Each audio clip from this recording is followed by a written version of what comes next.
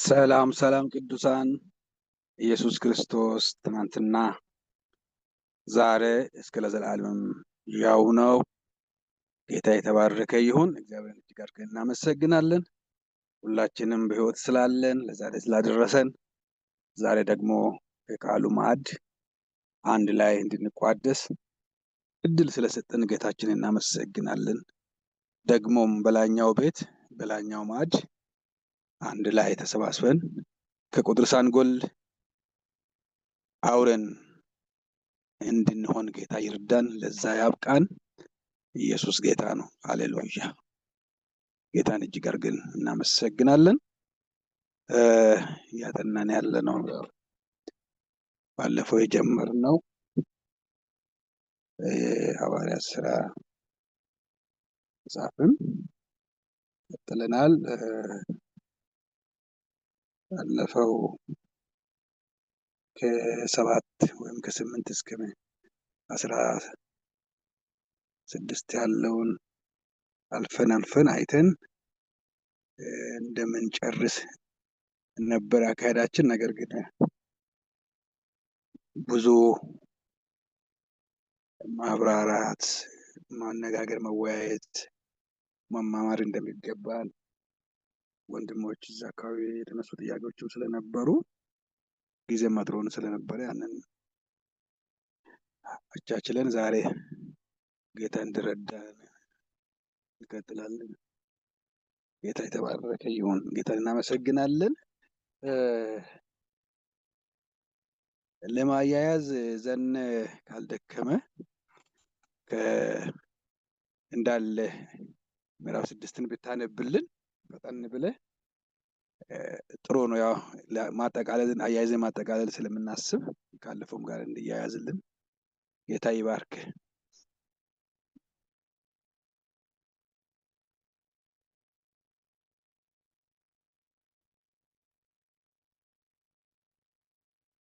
እሺ አነባዋለሁኝ። በጌታ ስም ነው ማነበው። በዚህም ወራት ደቀ መዛሙርት እየበዙ ሲሄዱ ከግሪክ ሀገር መጥተው የነበሩት አይሁድ በይሁዳ ኖረው በነበሩት አይሁድ አንጎራጎሩባቸው። በየቀኑ በተሰራው አገልግሎት መበለቶቻቸውን ችላ ይሉባቸው ነበርና 12ቱም ደቀ መዛሙርት ሁሉን ጠርተው እንዲህ አሏቸው፣ የእግዚአብሔር ቃል ትተን ማዕድ እናገለግል ዘንድ የሚገባ ነገር አይደለም።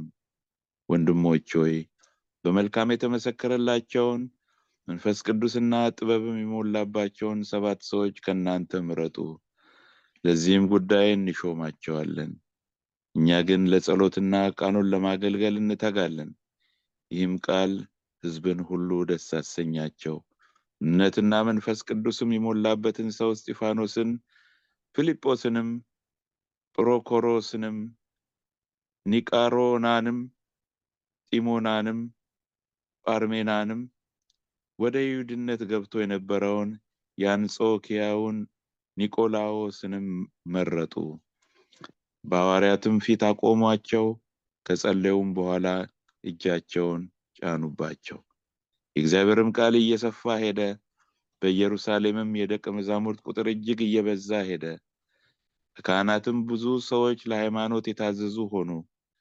እስጢፋኖስም ጸጋንና ኃይልን ተሞልቶ በሕዝቡ መካከል ድንቅንና ታላቅ ምልክትን ያደርግ ነበር። የነፃ ወጪዎች ከተባለችው ምኩራብም ከቀሬናና ከእስክንድሪያም ሰዎች ከኪልቅያና ከእስያም ከነበሩት አንዳንዶች ተነስተው እስጢፋኖስን ይከራከሩት ነበር። ይናገርበት የነበረውንም ጥበብና መንፈስ ይቃወሙ ዘንድ አልቻሉም። በዚያን ጊዜ በሙሴ ላይ በእግዚአብሔር ላይ የስድብን ነገር ሲናገር ሰምተነዋል የሚሉ ሰዎችን አስነሱ። ሕዝቡንና ሽማግሌዎችንም ጻፎችንም አናደዱ። ቀርበውም ያዙት፣ ወደ ሸንጎም አመጡትና ይህ ሰው በዚህ በተቀደሰው ስፍራ በሕግም ላይ የስድብን ነገር ለመናገር አይተውም። ይህ የናዝሬቱ ኢየሱስ ይህን ስፍራ ያፈርሰዋል፣ ሙሴም ያስተላለፈልንን ሥርዓት ይለውጣል ሲል ሰምተነዋልና የሚሉ የሐሰት ምስክሮችን አቆሙ። በሸንጎም የተቀመጡት ሁሉ ትኩር ብለው ሲመለከቱት እንደ መልአክ ፊት ሆኖ ፊቱን አዩት።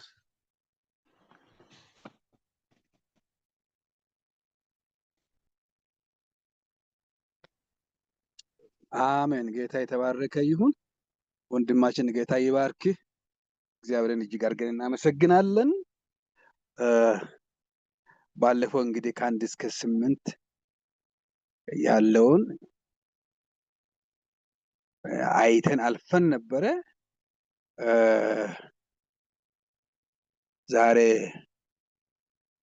የዚህ እስከ 15 ያለውን የምናይበት ነበረ። ነገር ግን የተነሱ ሐሳቦች የተሰጡ አስተያየቶችም መልካም ስለሆኑ ዋናው ትልቁ ነገር ተረጋግተን የገባንን ያክል የደረስንበትን ያክል ቃሉን መማማርና መረዳት በዛም ቃል ደግሞ ለመኖር መትጋት ስለሆነ ረጋ ብለን አንዳችን ከአንዳችን እየተማርን እዚህ አካባቢ ላይ ብንቆይ ጥሩ ነው የሚል ነገር ባለፈውም ስላነሳን ዛሬም እሱን እንቀጥላለን። ባለፈው ሲነሱ የነበሩትን የተነሱትንም ጥያቄዎች ለመነካካት ሞክራለሁኝ። ወንድማችን አሸብር የለም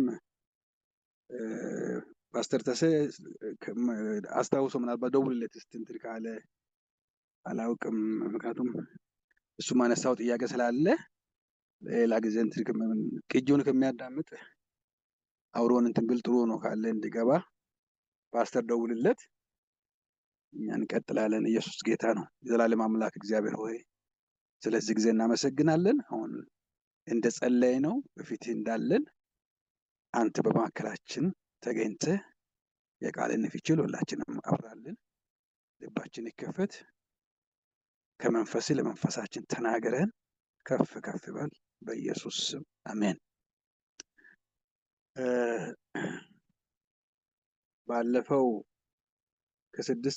ምዕራፍ 6 ቁጥር 1 እስከ 8 ያለው ላይ እዚህ ቦታ ላይ ዲያቆን የሚል ነገር አለ ወይ የሚል ነገርም ተነስቶ ነበር። እንደገና ደግሞ ፊልጶስ ሐዋርያ ነው ወይስ ወንጌላዊ የሚልም ሐሳብ ተነስቷል። እንደዚሁም 7ቱ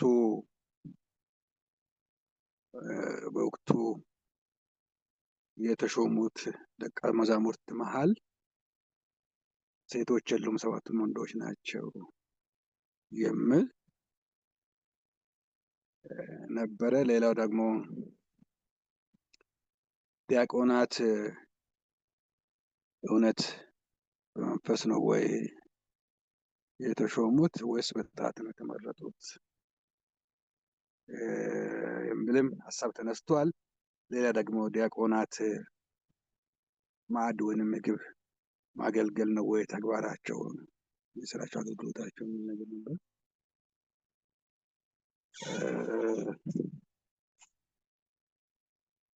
እነዚህ ላይ የሚሰማኝ ነገር የጸለውበት በውስጤ እንዲሁ ቃሉን አይቼ የተረዳቸው ነገሮችን ያነሳና ወገኖች የምሰማችሁን ትላላችሁ። እዚህ ያለውን ሐሳብ እንትን ካልን በኋላ ምናልባት ቀጣዩን ከ9 ጀምሮ ያለውን ደግሞ እናያለንና እዚህ ጋር በተለይ አንድ የተነሳው ነገር ማዕድ ምግብ ማገልገል ነው ወይ ማዕድን ማገልገል ነው ወይ ደቀ መዝሙር ዋና አገልግሎቱ የሚል ነገር ተነስቷል። እዚህ ላይ ሪአክት ማድረግ የምፈልገው ማዕድ ስንል ምን ማለት ነው? ማዕድን ማገልገል ስንል ምንድነው? ማገልገል ምንድነው? ማዕድ ወይም ምግብ እንዴት ነው የሚገኘው? ምንድነው ምግብ? በምን ይገዛል?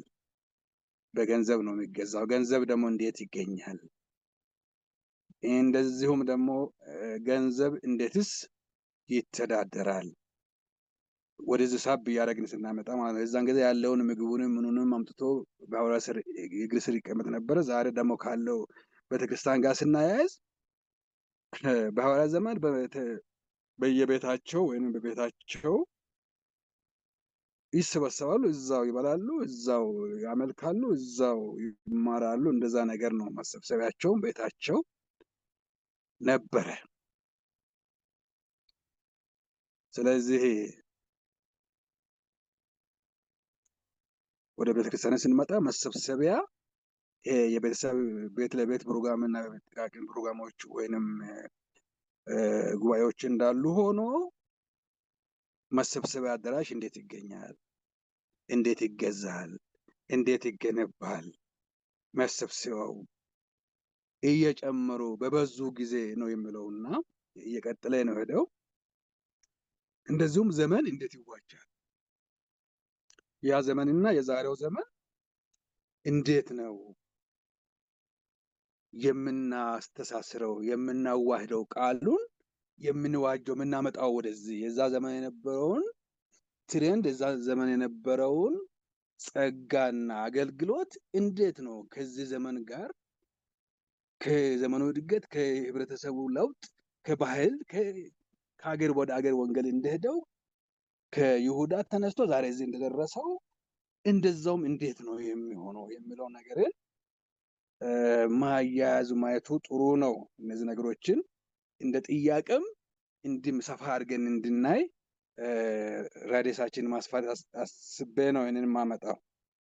ዲያቆን የጸሎትና የቃል አስቀጣይ መዋቅር መሆኑን በደንብ አድርገን ልንይዝ ያስፈልጋል። አሁን ድቁናን ስንል ጸሎት መቀጠል ካለበት ቃሉ ወንጌል መስፋትና ማሄድ ካለበት የሚያስቀጥል የድቁና አገልግሎት ዲያቆን የሚለው ነገር ወደዛ እንደሚሄድ ማሰቡ በደንብ አድርገን ማየት ተገቢ ይሆናል። ይህንን ስል ምንድነው ድቁና? ዲያኮኒያ የሚለው የግሪክ ቃል ነው። ይህ ቃል ዲያኮኒያ ማለት አገልግሎት ማለት ነው።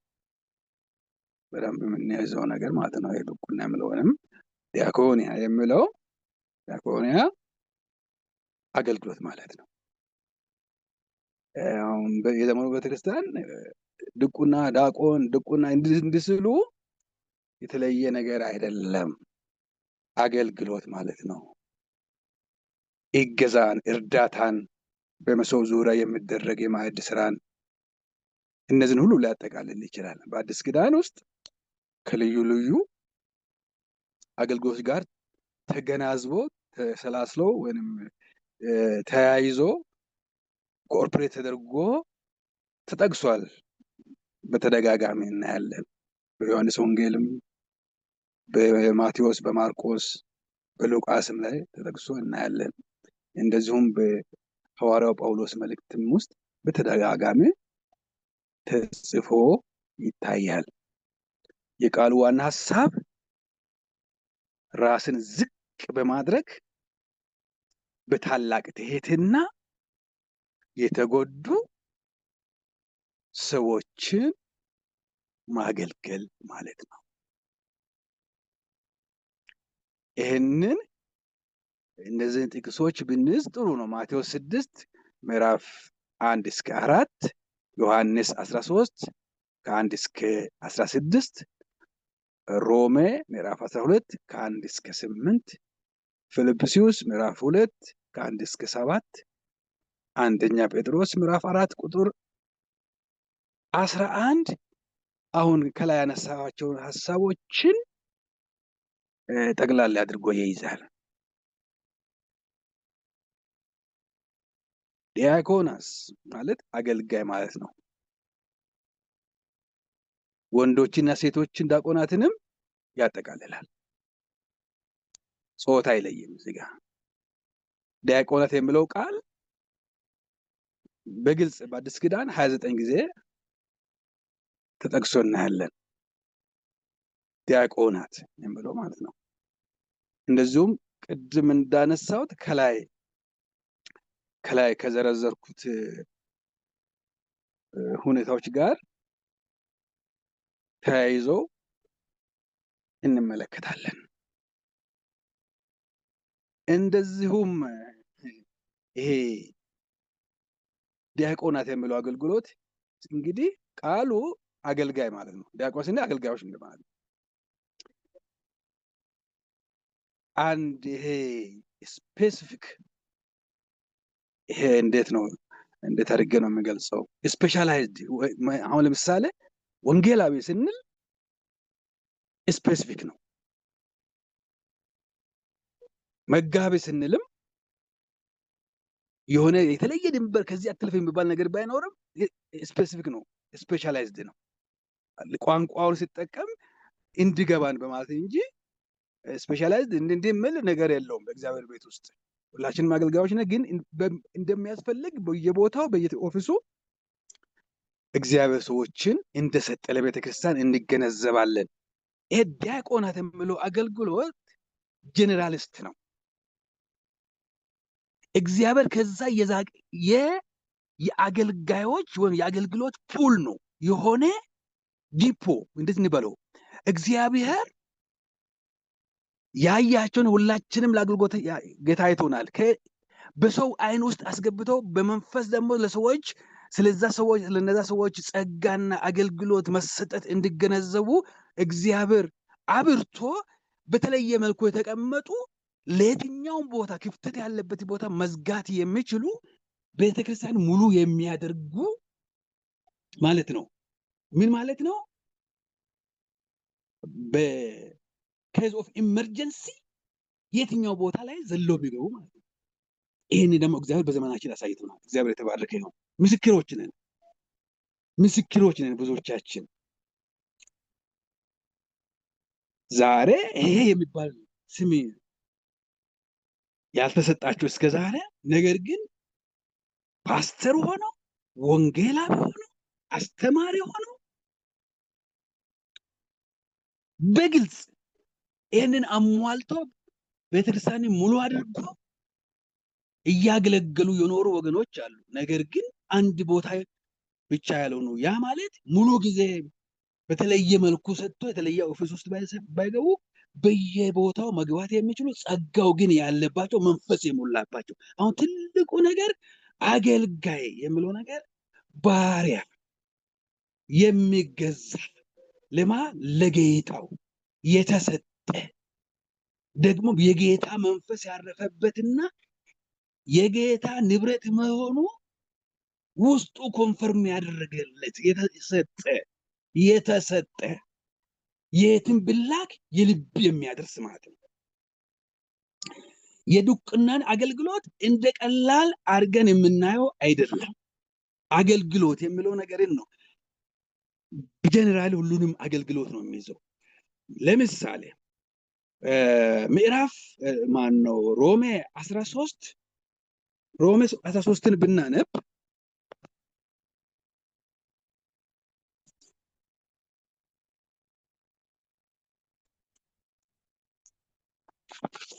ሮሜ 13 እንዲህ ይላል። ጌታ የተመሰገነ ይሁን። በጣም የሚገርም ነው። በዚህ አግባብ ተርትነው ላናውቅ እንችላለን። ቁጥር 3ን አነባለሁ። ገዢዎች ለክፉ አድራጊዎች እንጂ መልካም ለሚያደርጉ የሚያስፈሩ አይደሉምና ስለ ባለስልጣንን እንዳትፈራ ትወዳለህን? መልካሙን አድርግ፣ ከእርሱም ምስጋና ይሆንልሃል።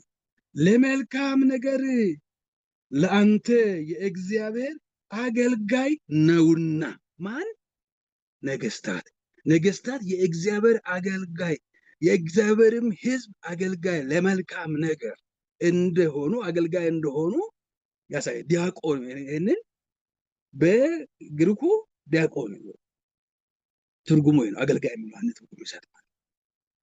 እንዲህ ነው አስፍተን ልናየው ስለሚያጠቃልን ነው። ቤተክርስቲያን ዲያቆናትን ብላ ስትለይና ስታወጣ እንትኑ ይሄ ነው።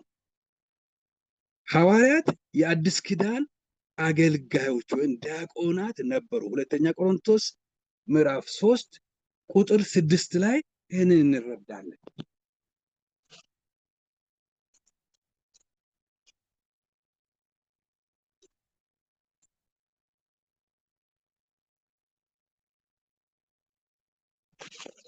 ጌታ የተመሰገነ አባለሁ። 3:6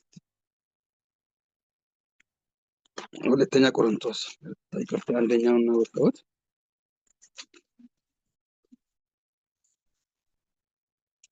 ዘነስጣለሁ ከዚህ በኋላ እንግዲህ እንትን እንዳልል። እሺ ሁለተኛ ቆሮንቶስ ምዕራፍ 3 ቁጥር 6 እንዲህ ይላል። ዳሩ ግን ከቁጥር 6 ላንበው፣ ይቅርታ ምንድነው የምለው? የበቃን አይደለንም፣ እርሱም ደግሞ በመንፈስ እንጂ በፊደል ለማይሆን ለአዲስ ኪዳን አገልጋዮች እንሆን ዘንድ አበቃን። ፊደል ይገድላልና መንፈስ ግን ሕይወትን ይሰጣል ይላል። ስለዚህ ሐዋርያት የአዲስ ኪዳን ዲያቆናት ነበሩ። ልብ አድርጉ። ሐዋርያት በሐዋርያትነታቸው ነው የምናውቃቸው። አገልጋዮች ናቸው። አገልጋይ ማለት ዲያቆን ነው። ድቁና ሁሉንም አገልግሎት ይዛል። ስፔሻላይዜሽን ከዛ ውስጥ ሊወጣ ይችላል፣ ይወጣል እንጂ ይህ ማለት ምን ማለት ነው? የማገልገል ነገር፣ የሸክም ነገር፣ የነፍሳት ነገር፣ የወንጌል ነገር፣ የቤተክርስቲያን ውስጥ በተለያየ ሁኔታ የተለየ አገልግሎት ለሚያስፈልጋቸው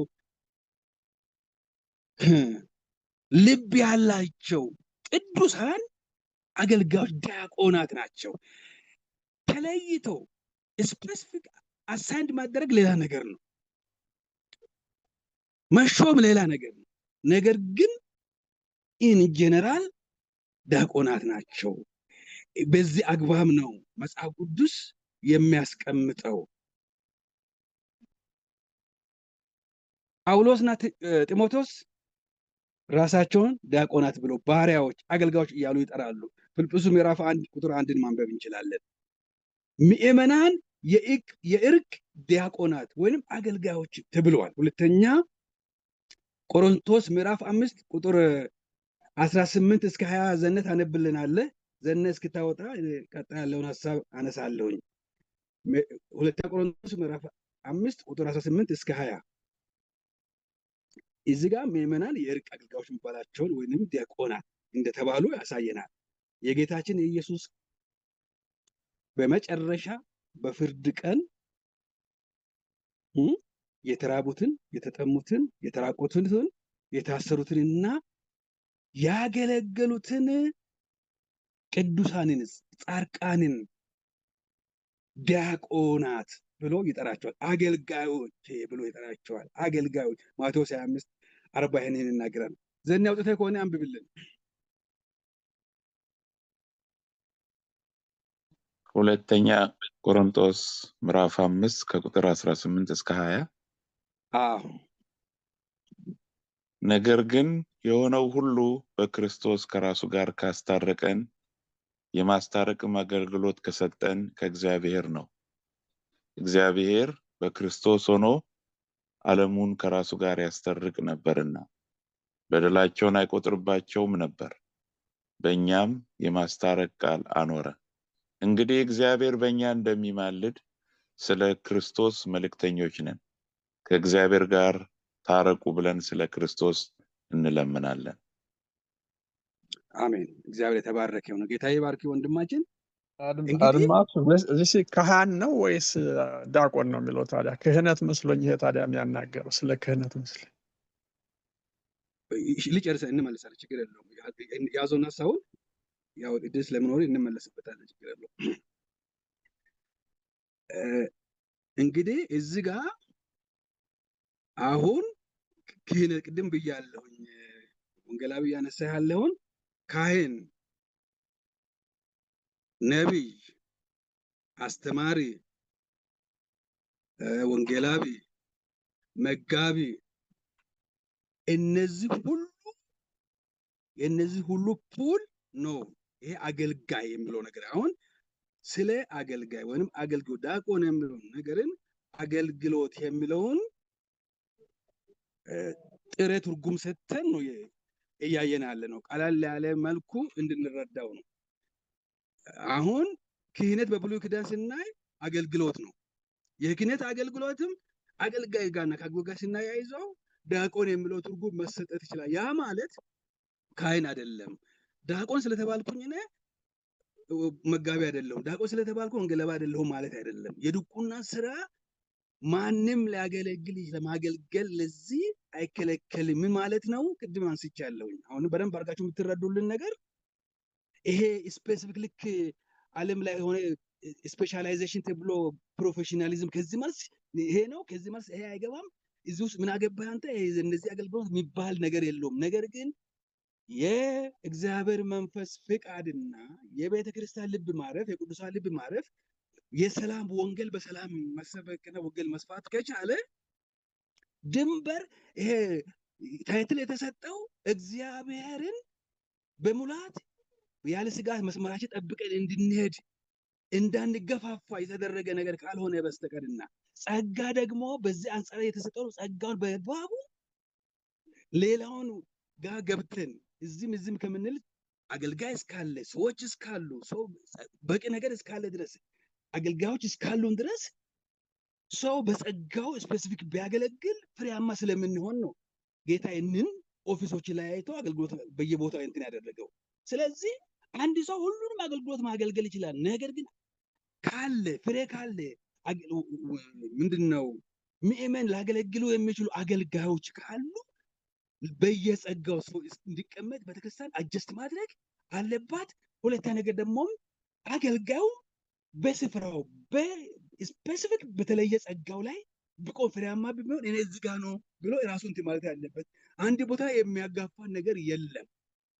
ድቁና እንደዛ አይነት ነገር ነው። በቃ ያገለግላሉ። ከዛ ሲያስፈልግ ደግሞ ከታች ያለው ላይ ይጨመራል። እየሰፋ እየጨመረ 7 10 ምናምን ተብሎ የሚወሰን አይደለም። እንደ ስፋት እንደ አስፈላጊነቱ የሚሆን ነው የድቁና ይሄ አገልጋይ የሚለው ነገር። ይሄ አገልጋይ ዝቅ ብሎ ማገልገልን ነገር የመሰጠትን ነገር ከመቀበል የተለየ እንደዛ አድርገን ማሰቡ ጥሩ ነው። ወደዛ እሱን ማሰብ የፈለግኩትና ሌላው ቀጥሎ ያለው ነገር ጌታችን ኢየሱስ በመጨረሻው ፍርድ ቀን የተራቡትን፣ የተጠሙትን፣ የተራቆቱትን፣ የታሰሩትን፣ ያገለገሉትን እሱንም እንደገና ደግሞ እነዛን ያዩትን በአግባቡ በቤተ ክርስቲያን ውስጥ ልዩነት እንዳይፈጠር የታችና የላይ የተማረ ያልተማረ እንግዳ ባለ ሀገር እንዳይባል በዚህ መንፈስ ያገለገሉትን ቅዱሳንን አገልጋዮች ብሎ ይጠራቸዋል። ይህንን ማቴዎስ ወንጌል ምዕራፍ 25 ቁጥር 40 ማንበብ እንችላለን።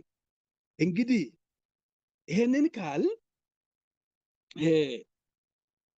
ዲያቆን ነው ቅድም ያነሳሁት ቃል በጠረጴዛ በማዕድ ዙሪያ ማገልገል፣ ማስተናገድ፣ ማደል ወይም ማከፋፈል የሚለውንም ቃል እንደሚያካትት እንዳንረሳው ይህንን ያዘው። አገልግሎት አጠቃላይ አገልግሎት ነው። አሁን አገልግሎት ስንል ቅድም ሳነሳው ዲያቆን የሚለው ነገር ወይንም መመገብ የሚለው ነገርን የሚመገብ ምግብ ነው። ምግብ ደግሞ ይሄ መጋቢ ከሚለው ወጣ ብለን ስናየው ምግብ ይሄ ማዕድን ስናስብ ማዕድ ከሆነ ቦታ ነው የሚመጣው፣ ተሰርቶ ነው የሚመጣው፣ ተገዝቶ ነው የሚመጣው። የሚገዛበት ደግሞ ገንዘብ ያስፈልገዋል። ከዛ ደግሞ ምዕመናን አሉ፣ ሰዎች እየዳኑ ነው። የዳኑ ሰዎች ደግሞ በአግባቡ መስተናገድ አለባቸው። ሲስተናገዱ ደግሞ የሚያርፉበት የሚያመልኩበት ስፍራ ያስፈልጋል። ያን በየቤታቸው ያደርጉ ነበር። ዛሬ ደግሞ እንደዚህ አይነት በጣም ፈበረብል የሆነ ኮንዲሽን አይደለም። በየቦታው በየገጠሩ በየቦታው ነው ይሄ ነገር የሚሆነው። ለዚህ ደግሞ መሰብሰቢያ ቦታ ልዩ ቦታ ያስፈልጋል፣ አዳራሽ ያስፈልጋል። ይሄ ደግሞ እንዴት ነው ዛሬ የሚሆነው? ለዚህ ሁሉ የሚያደራጅ የሚያገለግል የሚደለድል በየስፍራው በየቀዳዳው የሚቆም አገልጋይ ያስፈልጋል። ዲያቆን የሚለው ነገርን በዚህ ሀሳብ እንመለከታለን። በታማኝነት ማገልገል የከበረ ስራ ስለሆነ በአዲስ ኪዳን ከሚከተሉት አገልግሎቶች ጋር ተያያዥነት አላቸው። ቅድም አንስቻለሁ፣ ደግመዋለሁ። በደንብ ፎከስ እንድንሆን ስለሚፈልግ ነው። እገዛ ከማድረግ ጋር እንደ ቀላል በቃ በተለይ የጌታን ቃል የምናገለግል ሰዎች፣ የምናስተምር ሰዎች፣ የምንሰብክ ሰዎች፣ በተለያየ መንገድ መድረክ የምንይዝ ሰዎች እዚህ አካባቢ እንደክማለን። ለምን? ያኛ የተለየ ጥሪ ስላለብን እዛ ጋር ፎከስ እንደሆነ እዚህ ይረሳል። አገልግሎታችን ሙሉ አይሆንም። ሆሊስቲክ የሆነ ሳልቬሽን ሰው በነፍሱ ድኖ በጌታ እየኖረ እዚህ ጋር የሚያጉረመርም የሚያማ ደግሞ የሆነ ስሜት የሚሰማው ብቸኝነት የሚሰማው ባተዋሪነት የሚሰማው ከሆነ አገልግሎታችን ሙሉ አይደለም። የዳነው ሰውየም እኛን የምጠራጠረን እርስ በርስ መጠራጠር ያለበት የሆነ ግሩፕ የተፈጠረበት ይሆናል። ያ እንዳይሆን እገዛ ከማድረግ ጋር የተያዘ አገልግሎት ትልቁ የድቁና ወይንም የእግዚአብሔር ቤት አገልግሎት አንዱ ነው። ማቴዎስ 25 ቁጥር 44፣ 27፣ 55 ዕብራውያን 6 10ን ማየት እንችላለን። ከቤተ ክርስቲያን ዲያቆናት ስራ ጋር አጣምሮ ደግሞ እንዴት አስቀምጦታል? አንደኛ ጢሞቴዎስ 3 10 እስከ 13 ለተቸገሩ ቅዱሳን ከተደረገ እርዳታ ጋር ያያይዘው ሮሜ 15ን ስንመለከት፣ እንደዚሁም ሁለተኛ ቆሮንቶስ ምዕራፍ 8 ቁጥር 19ን አሁን እያንዳንዱ ብናነብ ደግሞ ዛሬም አንጨርሰውም። ይህንን ቁጥር እዩት ወገኖች፣ በሚቀጥለው ማየት ስለምንችል ቅድም ወንጌላዊ እንዳነሳው እዚህ ጋር ይሄ ከዚህ ጋር አይገናኝም ወይ እንዴት ወደዚህ መጣ የሚለው ነገር ቀጥለን ማየት ስለምንችል ምንም ድንበር ስለማይኖረው እነዚህ ጥቅሶችን ያዟቸውና በደንብ ብንረዳው ጥሩ ስለሚሆን። ሌላው ነገር ደግሞ ልንይዘው የሚያስፈልገው ነገር ሁላችንም በደረስንበት ነው የምንመላለሰው። ሁለተኛ ነገር ደግሞ ኢየሱስ ክርስቶስ ለሁሉ ነው የሞተው። ሁሉን ደግሞ አንድ አካል አድርጎ በአንድ አካል ነው ቤተክርስቲያንን የሚገዛትም የሚመራትም የሚወዳትም የሞትላትም ደግሞ የሚወስዳትም የሚመጣው ለዚህ ነው። ስለዚህ በዛ መንፈስ ውስጥ ሆነን ነው ይሄንን የምናጠናው የምናየው። ሁለተኛ ነገር ደግሞ እያንዳንዳችን በምናገለግላቸው ዲኖሚኔሽኖች ወይም በያልንባቸው አጥባዎች የተለያየ አይነት ትርጉሞችና እንትኖች ሊኖረን ይችላል። ያ ማለት ከዋናው ፍሬምወርክ ከዋናው ጌታ አዲስ ኪዳንን ሲሰጠን ከሰጠው እንትን አያወጣንም ማለት ነው። ስለዚህ አንዳንድ ቦታ ላይ ቶለሬት መደራረጉም አስፈላጊ ነው። እኛ የሆነ ነገር ትክክል ነው ያልነውን እሱም ካላለ እሷም ካላለች የሚያሰኘን ነገር ስለማይኖር እሱን ማሰብ ጥሩ ነው። ያ ማለት በጀነራል በሳልቬሽን ዶክትሪን ላይ የምንደራደረው ነገር አይኖርም። ከዛ ውጭ ግን ህብረት ማድረግ ካለብን በክርስቶስ የዳኑ ነገር ግን በየቤታቸው የሆነ ነገር ላይ እኛ ከምንለው የሆነ ለየት ያለ ነገር የሚሉት ካለ ሊሆን እንደሚችል ይህንን ያክል ልባችን አስፈተን ነው የህብረትን ከተለያዩ ቸርቾች እና አገልግሎት ከመጡ ሰዎች ጋር አብሮ ህብረት ማድረግ ካለብን እነዚህ ነገሮችን ማሰቡ ተገቢ ነው የሚሆነው። ነገር ግን ከቃሉ ፍንክችና ድንክች ልንል ስለማይገባን የድቁና ነገር እንደዚህ ጎልቶ ከተነሳ እዚህ ጋር ቆም ማለት እንዳለብኝ ስለተረዳሁኝ ነው። ስጸልም ወደዚህ ስለመጣው ልቤ ወደዚህ ስለመጣ ነው ይሄንን እያልኩኝ ያለሁት። እንደዚሁም የድቁናን አገልግሎት ከማርታ አገልግሎት ጋር ያያይዘዋል። ዮሐንስ ወንጌል ምዕራፍ 12 ቁጥር 2 ላይ ያለውን ጋር ያያይዘዋል መጽሐፍ ቅዱስ። ጌታን በመስቀል ላይ ካገልገሉ ሴቶች ጋርም ያያይዘዋል የድቁና ስራ አገልግሎት የሚለውን ነገር ማለት ነው። እንደዚሁም ከመላእክት አገልግሎት ጋርም ያያይዘዋል። ምዕራፍ ማቴዎስ 4 ቁጥር 11፣ ማርቆስ 1 13 ለደቀ መዛሙርት ከተሰጠው ትእዛዝ ጋር ያያይዘዋል። ሉቃስ ምዕራፍ 22 ቁጥር 26 እስከ 27 ድረስ ያለው። እንግዲህ ይህንን ሁሉ ቃል የግሪኩ ቃል ምንድን ነው የሚለው ብለን ከተመለከትን ድቁና በብሉይ ኪዳንም ነበር ማለት እንዲህ ጎልቶ አዲስ ኪዳንም ድቁና የሚለው ተወሰኑ ቦታዎች ነው አየነው እንጂ እንዲህ በደንብ አሁን እኛ እንደምንወስደው የምንለው አይደለም። አገልግሎት የሆነ አገልግሎት እንደሆነ ያ ደግሞ እግዚአብሔር የሚፈልገው እንደሆነና ለዛ ጥንቃቄ ለእግዚአብሔር ቃልና ለእግዚአብሔር አሰራር ለእግዚአብሔር መንፈስ መገዛትና መታዘዝ እንደሚገባ ያስቀምጣል እንጂ የተለየ ነገር ስለሌለ አሁን ጠቅላላ ስናደርገው አሁን የድቁናውን ፓርት ድቁና የሚለውን ነገርን አሁንም ሰፋ አድርገን የምናየው በዛ ዘመን እነዛ ወገኖች ከግሪክ የመጡ ወገኖች አይሁዳውያን እህቶቻቸው ወይንም መበለቶች የግሪክ መበለቶች እንደተጨቆኑ ነግለክት እንደተደረጉ ቦታ እንዳልተሰጣቸው አድሎ እንደተደረገ ተሰምቷቸው ሲያንጎራጉሩ እግዚአብሔር መንፈስ ቅዱስ በወቅቱ ለነበሩት ሐዋርያት ማስተዋል ጥበብን ሰጣቸውና ቆም ብሎ እንዲጸልዩ የተፈጠረውን ነገር እየሮጠ ያለውን ወንጌል እየሰፋ ያለውን እግዚአብሔርን ቃል ያዝ የሚያደርግ ነገር ውስጥን የሚያቆሽሽ ነገር እንደመጣ ሲረዱ ቆም ብሎ ጸለዩ በጋራ። ከዛ በኋላ ህዝቡን ነው የሰበሰቡት። ዘኔ ሲያነሳ ተረድቶታል፣ አውቆ ነው፣ እርግጠኛ ሆነዋል። ምክንያቱም አብሮ ነው ያሉት፣ ይሰማሉ። እነሱም እኮ እንደ አንድ አባላት የተለዩ አይደሉም እኮ አብሮ ነው፣ እዛው ነው ያሉት። አገልጋይ ናቸው፣ ይገለገላሉ፣ ያገለግላሉ። አብሮ ነው የሚበሉት፣ አብሮ ነው የሚጠጡት። እዛ መካከል የሚያገለግሉ ይህን እንዲያገለግሉ ተሰጣቸው። የተለየ እከሌ ተብሎ ኃላፊነት ስላልተሰጠ እነሱ ራሳቸውም ያድላሉ፣ ሌሎችም ያድላሉ። እዚህ ጋር የሆነ ነገር ተፈጥሯል። በቃ ሰውኛ የሆነ ሰው ባለበት ቦታ ክፍተት አለ። ሙሉ የሆነው ክርስቶስ ብቻ ስለሆነ እዛ ጋር እግዚአብሔር ለዛሬዋ ቤተክርስቲያንና ያችም ደግሞ ይሁዳ ላይ እግዚአብሔር በዛ ዘመን የተከላት የክርስቶስ ቤተክርስቲያን መስፋት ስለሚገባት እንቅፋት መወገድ ስለነበረበት እግዚአብሔር ያን ነገር አደረገው። አበር ጎልቶ ወጣ። ከዛ ቆም አሉ፣ ተመካከሩ፣ ወደ ጉባኤው አመጡት። እኛ የእግዚአብሔርን ቃል ማገልገል፣ ማስተማር፣ መያዝ ስለሌለብን ወንጌል መስበክ ስለሚገባን የእግዚአብሔር መንፈስ ያለባቸውን አይገርማችሁም? ደግሞ በመልካም የተመሰከረላቸውን ጥበብ የሞላባቸውን ከመካከላችሁ ምረጡ። ይሄ ምረጡ የሚለው ነገር የሆነ አሁን እንደሚባለው ፖለቲካ ወይንም የሆነ በራስ የመሄድ ነገርን አይደለም። እግዚአብሔር የጠቆማቸው ነው።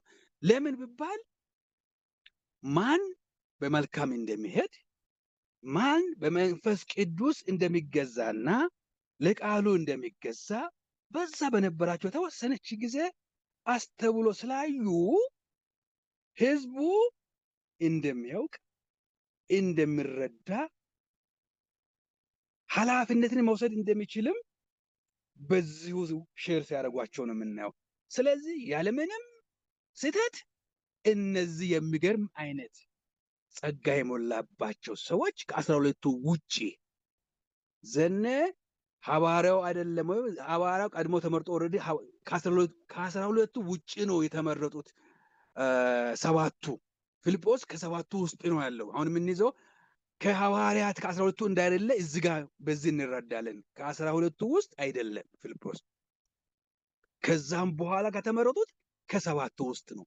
ከሰባቱ ደግሞ ተመረጡት ከ12ቱ መሃል ሳይሆን 12ቱ ራሳቸውን አግለው አስመራጭ ሆነው ሐሳብ እያቀረቡ ለምን ምርጫ እንደሚያስፈልግ ገልጠው ከዛም በኋላ ከማከላቸው ከግሪክ የሚመጡ አይሁዳን እዛም በይሁዳ ከነበሩት ማከል እንዲመረጥ ነው ያደረጉት። ስለዚህ ይሄኛው ፊልጶስ ሐዋርያው እንዳይደለ በደንብ አንደርላይን እናደርጋለን እዚህ ጋር ማለት ነው። አንደርላይን እናደርጋለን። ከዚህ በኋላ የሆነው ነገር ምንድነው የሆነው? ተመረጡ። እነማን? እነ እስጢፋኖስ። ሚራክል ነው። እስጢፋኖስ ማለት የእግዚአብሔር መንፈስ የሞላበት፣ ጸጋ የሞላበት፣ ትህትና የሞላበት፣ ቃሉን የሚተረትር የመገለጥ ስጦታ ያለው እንዲህ አይነት ሰው ነው። ስነካ ወደ መስመሩ ሲገባ ባይዘዌ የእግዚአብሔር መንፈስ በወሳኝ ሰዓት ላይ እኛ ምንም አይደሉም ብለን አይተናቸው ማናቃቸውን ሰዎች፣ ህፃናትን፣ እረኞችን እሳት ነበልባል ያደርጋቸዋል። ይገለጣሉ፣ ይገልጣቸዋል። ወሳኝ ቦታ ላይ ማንም ብቻዬን ነኝ በተባለ ሰዓት ላይ ከየት ይወጡ ሳይባል ብዙ አጋጆች፣ ብዙ አብሮክ ሰዎች የሚቆሙ እንዳሉ ታያለ።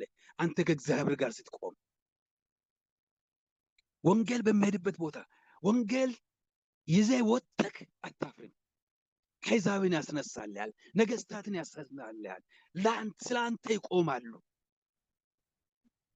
በሞት አፋፍ ሆነም እግዚአብሔር የምትናገረውን የምታድነውን ነፍሳት ይሰጣል፣ የምትናገረውን ቃል ይሰጣል። ይህንን ነው የሆነው። እስጢፋኖስን ስንመለከተው ዲያቆን ነው። ዛሬ ድቁናን ስራ ባይዘዌ ብዙዎቻችን ባለፈውም ብያለሁ፣ ዛሬ የምመለስ ባለፈው ሳነሳ ጽዳት ምናምን ሲባል የጎደለ ነገርን በሙሉ የሚያው የትኛውም ነቢይ የትኛውም አስተማሪ ምናልባት ፎከስ ሆኖ ላያስተውል የሚችል ግን ቤተክርስቲያን ሊያፈርስ የሚችል ነገር የሚያው ልዩ ስጦታ ልዩ እይታ ያላቸው ናቸው። እንደዚህም እንደሆኑ ነው የምንጸልየው። በዚህ መልኩ ዝም ብሎ ተሳስበው እከሌ ስለገባ እከሌም ግባ ተብሎ የሚገባበት አገልግሎት አይደለም። ድቁና ቀለል አድርገን እኛ ከጽዳት ጋር አያይዘ ከማዕድ አገልግሎት ጋር እንዲህ ስለምንይዘው ነው አይደለም። ብዙዎች የሚፈሩበት፣ ብዙዎች የሚማሩበት፣ ብዙ ህፃናት፣ ብዙ ወጣቶች የሚወለዱበት፣ ብዙ እናቶች ማልደው ብዙዎችን በእንባ የሚያፈሩበት፣ ብዙዎቻችን የፈራንበት፣ ምናልባት ብዙዎቻችሁ ታሪካችሁ ዞር ብላችሁ ብታዩ እዛ አካባቢ ጸሎት አካባቢ ድቁና አካባቢ ይሄ ማዕድ አገልግሎት እንዲህ ቀለል አድርገን የምናየው ይሄ የጉብኝት ነገር እዛ አካባቢ የተሰራ ስራ የመድረክ ስራዎቻችንን በቅባትና በክብር በሞገስ አጎላውና ነው እዚህ የደረስነው እንጂ ብዙዎቻችን ምናልባት ከሆነ ቦታ ብቅ እንዳልን ነገር የሆነ አቅም ስላለን ስለተማርን ቴዎሎጂ ስለተማርን የወጣን የሚመስልን ካለን ተሳስተናል። እዛ ጋር የሚሰራው ስራ ቀላል ስላይደለ ብዙዎቹ ወንበር እየወለወሉ በእንባቸው ወንበርን ሲጠርጉ ያውቃሉ። እዚህ የሚቀመጥ በእሳት ሳይሞላ አይውጣ፣ እዚህ የተቀመጠ በሽተኛ ሳይፈወስ አይውጣ እያሉ ሲጸልዩ ያውቃለሁ። በእንባቸው ወንበር እየጸሉ ስለዚህ አገልግሎት ዲያቆን የሚለውን አገልግሎት በሚለው አእምሯችን እንሙላ። ሁላችንም ይህን ከያዝ ከእያንዳንዳችን አገልግሎት የሚበልጥ እንጂ የማያንስ ደግሞ የትኛውም አገልግሎት አንዱ ከአንዱ አያንስም አይበልጥም። ችግራችን ለዚህ ነው የምንጋፋው። አንድ የሆነ ኦፊስ ላይ የምንጋፋው ብዙዎቻችን ይህንን ጌታ የሚፈልገው ነገር ባይዘው አገልጋይ ማለትም ደግሞ የሚሰጥ እንጂ የሚቀበል አይደለም። የሚሰጥ ህይወቱን የሚሰጥ ለጌታ ህይወቱን የሚሰጥ ለወንጌል ህይወቱን የሚሰጥ ለቅዱሳን የሚያካፍል የሚቆረስ ነው አገልግሎት። ትርጉሙ እሱን ነው የሚያመጣው። እዚህ ጋር የሚሰጡ ራሳቸውን እየካዱ እየሰሩ እያሉም ነገር ግን የሚኖሩ ለጌታ ለክብሩ የሚኖሩ ማለት ነው ድቁና ማለት ዲያቆን ማለት። ስለዚህ ለዚህም ነው እንደ ቀላል ነገር እንቆጥር። የትም ስንርጣቸው ታላቆቻችን ሲወጡ እናያቸዋለን። ስለተሰጡ ነው እንጂ የእኛ አገልግሎት ከነሱ ስለሚበልጥ አይደለም። እኛ የምናገለግለው ጌታንና ህዝቡን ነው። እነሱም ጌታንና ህዝቡን ነው የሚያገለግሉት። ጌታን ብሎ ነው የሚሮጡልን። ስናዛቸው የሚሮጡት ምንም ስለምንበልጣቸው አይደለም፣ የተለየ ነገር ስላለ አይደለም። አይምሰላችሁ። ምናልባት እኛ የምናገለግለው አገልግሎት ለብዙዎች የሚደርስ ብዙዎች የዳኑበት ቢሆንም ጌታ ስለፈለገን ነው እንጂ የተለየን ስለሆነ አይደለም። ምንም አይደለንም፣ ምንም አይደለንም። ስለዚህ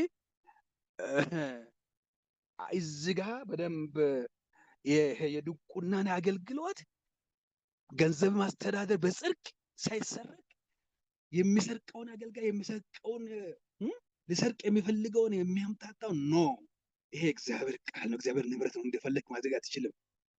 በዚህ መልኩ ነው የሚወጣው፣ በዚህ መልኩ ነው የሚገባው ብሎ ወግ የሚያስይዙ መስመር የሚያስይዙ ወገኖች፣ ቀላል አገልግሎት አይደለም። ያ ባይሆን ዛሬ የምናየው ብዙዎችን አሁን እንደዚህ ሆኖ እንዲሁ አደረጉ የሚለው ነገር ከሆነ እኮ አጠቃላይ ምንም ቅሬታ አይኖረም ነበር፣ የምናወራው ነገር አይኖረም ነበር ስለ እግዚአብሔር ቤት ስራ፣ ስለ እግዚአብሔር ቤት አገልግሎት።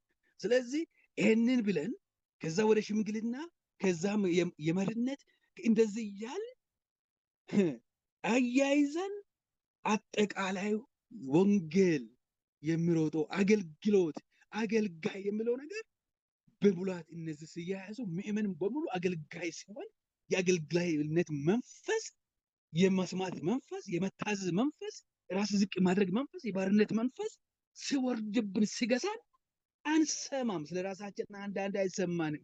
ብዙዎቻችን ለመፍታችን ለድንበራችን ተከራካሪዎች ነን። አዝናለሁኝ በጣም ከብዙዎች ትላልቅ አገልጋዮች የማንሰማው ማንጠብቀው ነገር ነው የምንሰማው። እኔ እኮ እንዲህ ነኝ፣ እኔ እኮ ለዚህ ነው ተጠራሁት፣ ይሄንን አየሁ፣ ይሄ እኮ ጌታ በእጅ አድርጓል፣ እንደዚህ እኮ ሆኗል። ምን ስለሆንክም አይደለም፣ በቃ ስለ ጌታ ስለተጠቀመብህ መንፈሱ ስለሰጠን ያንን ቢወስድ ቆርቆሮና ባዶ ነን። ስለዚህ ዲያቆናት አገልግሎታቸው ትልቅ ነው። ዲያቆናት ማለት ደግሞ እኛም ዲያቆን ነን። ይሄ መንፈስ ሊኖር ዲያቆናት ቢቀሩ የሆነ ቢታምሙ የሆነ ልንተካ ይገባናል። የምንኮፈስ የምንሰቀል ጊዜ ካለ ነገር ግን ጊዜ ስለማይኖረን ነው የዚህ የማዕድን አገልግሎት የመጎብኘትን አገልግሎት ደካሞችን ችግርተኞች የመርዳትና የዚህ የረዳንን አገልግሎት ራሱን አስችለን እንትን ያልንበት ምክንያት ወንጌላውያን በስርዓቱ ወንጌል እንዲሰብኩ፣ አስተማሪዎች እንዲያስተምሩ፣ መጋቢዎች እንዲመግቡ ሁሉም እንደዛ ተብሎ ነው። እነዛም እንዲያግዙ ነው። አገልግሎቱን አጋዥ ናቸው። ቤተክርስቲያን የሚደግፉ ናቸው። ከነሱ መካከል ደግሞ ወንጌላዊ ይወጣል። ከነሱ መካከል ፓስተር ይወጣል። ከነሱ ሁሉንም መሆን ይችላል። ነገር ግን ዲያቆናት ስለሆኑ በወንጌላዊ ቦታ ገብቶ እሱን መግፋት ፓስተሩን መግፋት እኛም እንዲህ ተጠባብቆ ተፈቃቅሮ አንዱ ለአንዱ ተገዝቶና ተሰማምቶ እንዲከድ የጥንቷን ቤተክርስቲያን አግዞ ያቆማትን እኛ ጋር የደረሰው መንፈስ ያ ነው። ያን መንፈስ ያላቸው ነው የሚባሉት። ስለዚህ ለእኛም ዛሬ ያ መንፈስ ያስፈልገናል።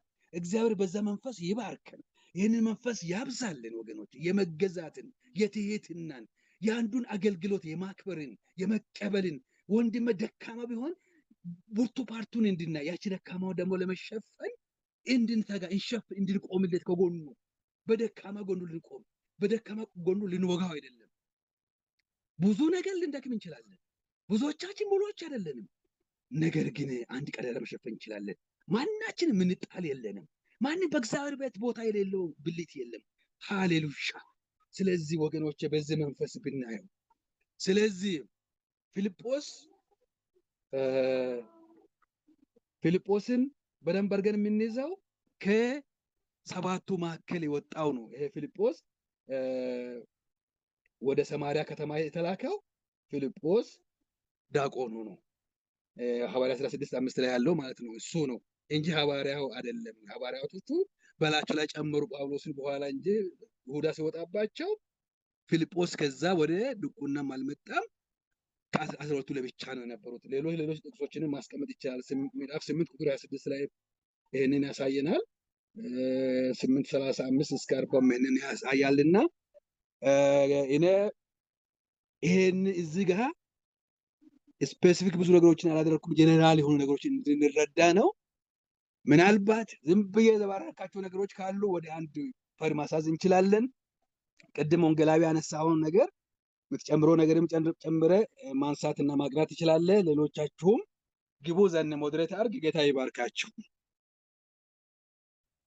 እሺ፣ ጌታ ጸጋውን ያብዛል።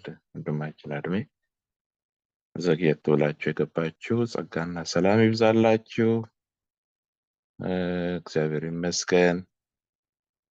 ስለናንተም ተጸልዩዋል። ቅድም ሌላው ተመስገን ሲጸልይ ነበረ። እግዚአብሔር ይመስገን። እንኳን ጌታ ረዳችሁ። ወንጌላዊ ተመስገን ግባና ያለን ሐሳብ አካፍል።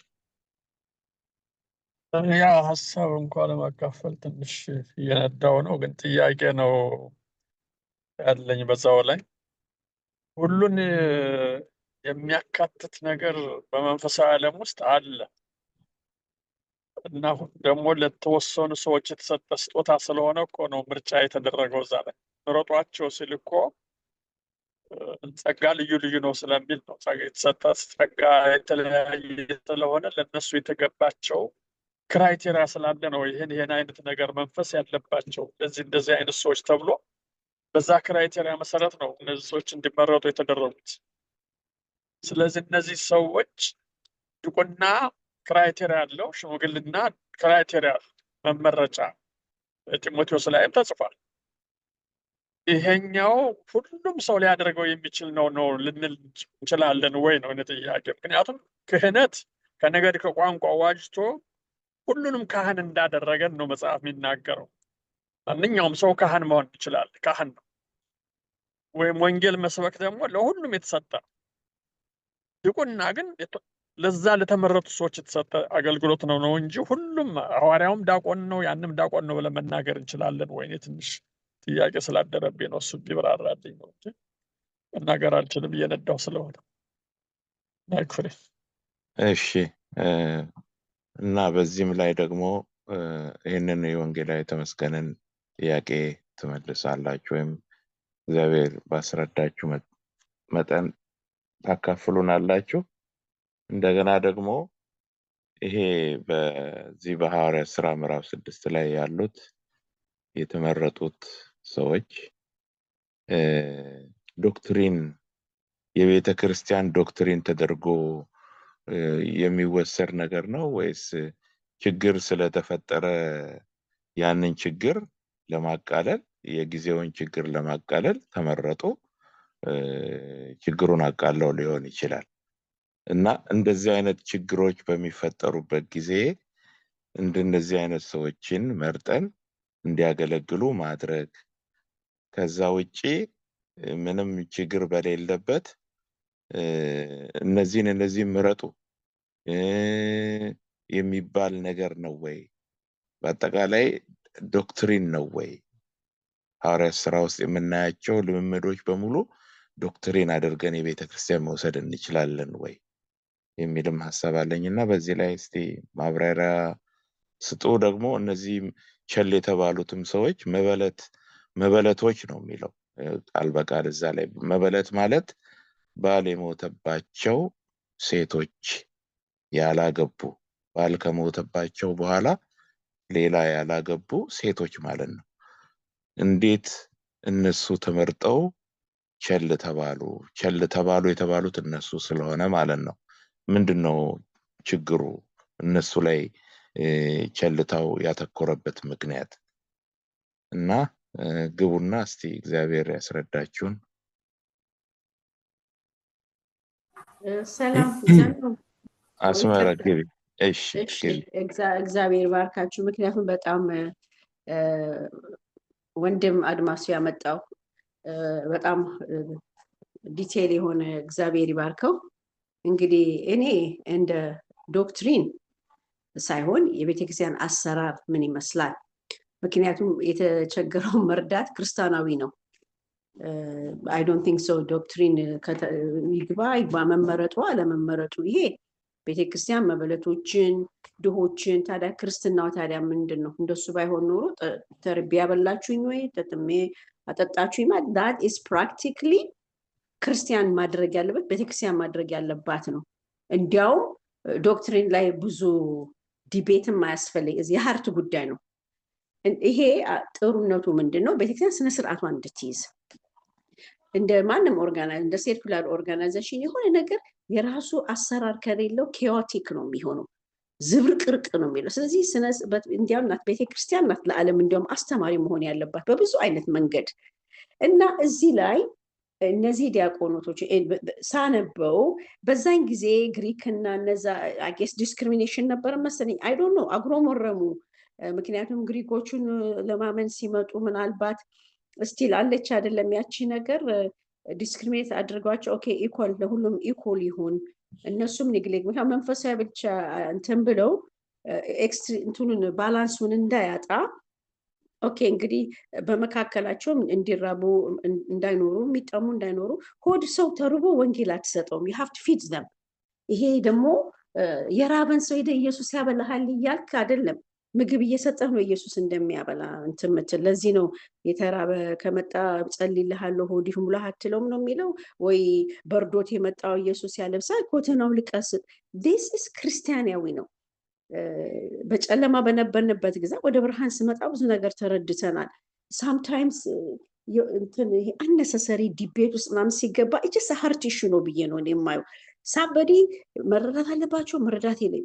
just inside of you you're greedy, just don't like to give, don't use the scripture justify ለማድረግ።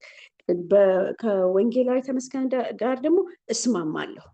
ለቤተ ክርስቲያን የሆነ ነገር አንድ ስፔሲፊክሊ ኃላፊነት ሲሰጡ እንደ ማንኛውም ነገር በሁሉ ነገር እንትን ማለት አለባቸው። that doesn't necessarily mean ሁሉም ሰው ያደርገው ማለት አይደለም። እንደ ስጦታም ደግሞ አሉ አንዳንድ ሰው አለ አባቤም ቢዮን ከሚገባው በላይ ሰው ጠያቂ ያለ ጸጋው ስለሆነ ስጦታው ስለሆነ የታመሙትን የተራቡትን የወለዱትን ምናምን እንደዚህ አይነት ያላቸው ደግሞ አይቻለሁ። ኖት ኤቭሪባዲ ኢዝ ላይክ ዳት። በሌላ ደግሞ ምን አይቻለሁ በኔቨለንስ ሚኒስትሪ የሚባል እኔ በአሜሪካኖች ቸርች በሚሄድበት ጊዜ በኔቨለንስ ሚኒስትሪ የሚባል ነበረ። ሴትዮዋ ሺ ሃዝ አ ሃርት ኦፍ ቤኔቨል የሃርት ነበራት። እሷ ምንድነው የምታደርገው? በቤተክርስቲያን ዲያቆን ነበረች። ገንዘብ መቁጠር ላይ ነው፣ ሰው እንግዳ መቀበል ነው። እንደገና ደግሞ ከተለያዩ ኦርጋናይዜሽን ጋር እንትን አድርጋ ህብረት አድርጋ ደግሞ እዛ ሳንዱች ተሰርቶ ምን ተብሎ እንደዚህ ከቤታቸው መውጣት ለማይችሉ መንዳት ለማይችሉ ታውቃቸዋለች። እነሱን ደግሞ አስተባብራ ማለት ነው። which means she is in charge። ቮለንቲር የሆነው ደግሞ ሄደን እንረዳት ነበር ማለት ነው። ሌላው ደግሞ ቤተክርስቲያን ለምሳሌ የሆምለስ ሚኒስትሪ ብዙ ጊዜ እኔ ያየሁት ቻሌንጅ ሆኖ ያየሁት ይሄ ጎዳና ሂዶ ማብላቱ ጎዳና ወጥቶ እንደ ሚኒስትሪ መወሰድ አለበት። ወንጌል ለሁሉ እንደሆነ ሳምታይምስ ግን ለእነሱም እንደሚያስፈልጋቸውም አንደርስታንድ አናደርግም። እናያለን፣ እንፈርዳለን። ይሄ ድራግ ነው፣ ይሄ ዝም ብሎ እዚህ ልመና የለመደው ምናምን ቪዲዮን በቃ እዛ ቁጭ ብሎ እስቲ ስንት ሰው ነው የሚለምን ሰው ጋር ቁጭ ብሎ ስለ ወንጌል ያለ ካለ አይ ዶንት አንደርስታንድ። እኔ ኢትዮጵያ አላውቅም። እዚህ ግን ቸርች እዚህ በአሜሪካ ነው። ስለ አሜሪካኑ ኢትዮጵያን ስለማላቅ ነው። ለምንድን ነው አሜሪካኖች ዛት ማች ስል ቢኮዝ አንደርስታንድ አድርገዋል። በኖሌጅ ነው ሁሉ ነገር ጋር የሚሄዱት። ስነ ስርዓት ያውቃሉ። ትምህርት ላይ ፎከስ ያደርጋሉ። አንብበው ተረድተው በሁሉ ነገር የመስጠት ደግሞ አገራቸው ለሁሉም በቃ የምትሰጥ አገር ሰዎች መስጠት የገባቸው ናቸው። ስለዚህ ቤተክርስቲያን መስጠት ስትረዳ ይሄ ምእመኑን ብቻ አይደለም ስጥ ይሰጣል ስጥ ይሰጥ ያልክ በቃ የገንዘብ መሰብሰቢያ ሳይሆን what do you do with the money? where does the money go? ቤተክርስቲያን ለምንድን ነው ልብስ እያየች እንትን የምትለው ዲስክሪሚኔት የምታደርገው? ሁሉም እኩል ነው፣ የለበሰውም ያለበሰውም እኩል ነው ብለው እንደገና ደግሞ ለነዛ የተቸገሩትን በደንብ አድርጎ ማየት መድረስ መጠየቅ ጉስነት ይሉታል በትግርኛ ወይም ደግሞ እረኝነት ይባላል። እረኝነት ምንድን ነው? ፓርት ኦፍ እረኝነት እዚህ ጋር እነሱ የተናገሩት እኛ እዛ ላይ ዲስትራክትድ እንዳንሆን በቃ ሐዋርያቶች ነው ሌሎቹን ደቀ መዝሙር ጠርተው ነው የሚሉት ያሉት። ከደቀ መዝሙር መረጡና ደግሞ እነሱን ደግሞ መርጠው ምክንያቱም ይህ ዝም ብለህ ለሆነው ይዱ ነው ዝም ብለህ ለአንድ ሰው ኃላፊነት ስትሰጠው ካራክተሩ ሳይፈተሽ አንዳንድ ነገሩ ሳይፈተሽ you don't give responsibility ለሆነ ሰው በቃ ደስ ስለሚል ወይም ደግሞ fill in the blank ብለህ አይሰጥም። ቤተክርስቲያን ስነ ስርዓት ያስፈልጋታል። እንደሱ ከሆነች ብዙ ዲስኮር ብዙ ኮንቴንሽን ብዙ ጭቅጭቅ ንትርክ አይመጣም። ሰው መንፈስ ቅዱስ ለሁሉም የሰጠው አለ። ዲግሪው ሊለያይ ይችላል ግን ያልተሰጠው የለም እና always is from the heart ነው ብዬ እንትን ምለው። አሁን ለምሳሌ ያለ አንዳንድ ሰዎች እነዚህ ዲያቆኖች I think they call them ushers or deacons I think ዲያቆን ነው የሚሏቸው ፊታቸውን ኩስቱርቱር አድርገው ይቀበላሉ። what do you mean? ቸርች ሲገባ ተቆጥተህ እንደ ሰው የምትቀበለው ወይንም ደግሞ በቃ ለሁሉም እኩል እማታይ ከሆነ ልብስ እየመረጥክ አንዱን ወደኋላ አንዱን ወደፊት የምታስቀም ከሆነ that is cruelty። የሂዩማኒቲ ነው። እኛ ክርስትና ጋር ስንመጣ መጀመሪያ ሂዩማኒቲ የሚባለው ነገር አንደርስታንድ ማድረግ አለበት። ሂዩማኒቲ ምንድን ነው? የግድ ከጀነሲስ እስከ ሬቨሌሽን ስለ ሂዩማኒቲ we are humans እኛ ራሳችን how do I feel always ውስጥ ማየት how do I feel about people who don't have a lot? how do I feel እንደዚህ ስሰማ do we have the heart of Christ? ከዛ ነው የሚጀምረው። የክርስቶስ ልብ ያለው ለድሃ ስጥ አትስጥ ምናምን አይባልም። የተራበ ሲያይ ዝም ብሎ ይሰጣል፣ የተጠማ ሲያይ ይሰጣል። ይሄ I think ብዙ ጊዜ እኛ ጋር የሚያስቸግረን ይመስለኛል። I could be totally wrong. scarcity mentality ስላለን ነው። በቃ ስኬርሲቲ ይሄ ሜንታሊቲ ያልቅብኛል የሚል ሜንታሊቲ ይዘው የመጣ ነው አለ። ምክንያቱም አካባቢያችን ፖቨርቲ ብዙ ስላየን just like we like to hoard ጭብጥ አድርገን እሱ ገና ከኛ አልወጣም።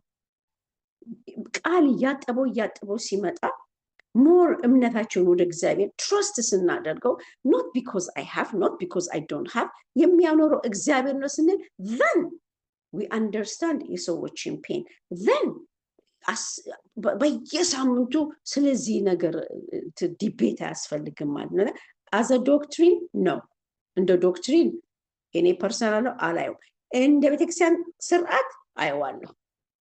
ቤተክርስቲያን እንደዚህ ማድረግ አለባት በሱ እንትን እላለሁ።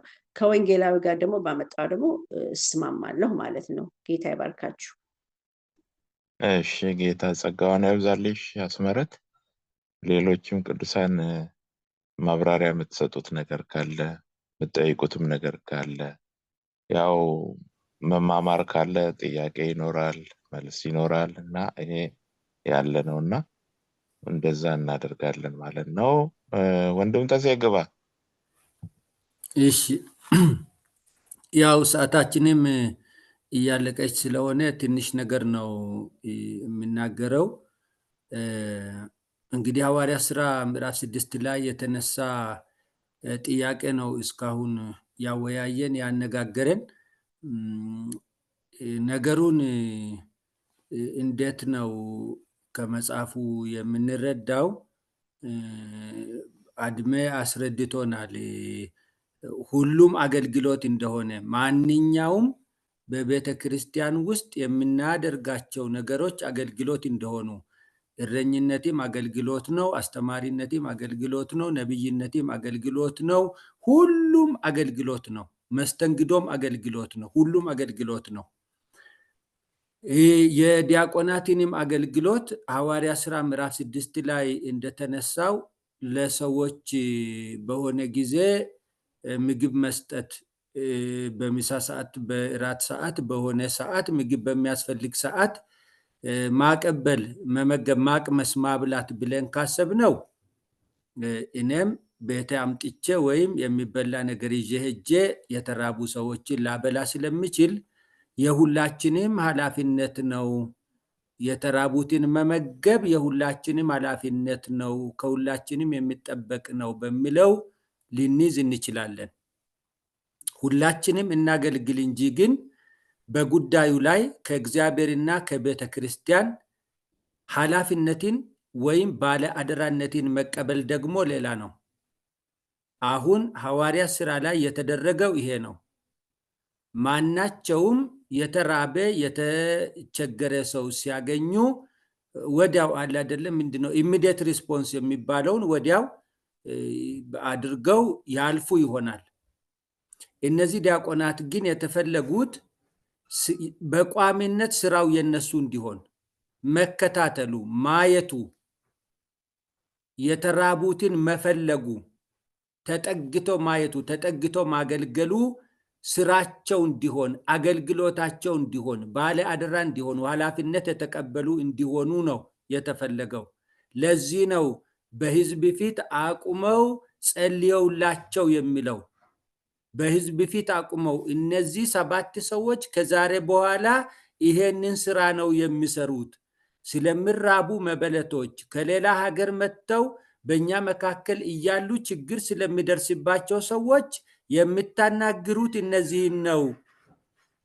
ስለነዚህ ሰዎች ኃላፊነት የነዚህ የ7 ወገኖቻችን ነው ተብሎ ኃላፊነት ተሰጥቷቸው ነው ማለት ነው እዚያ አገልግሎት ውስጥ የገቡት።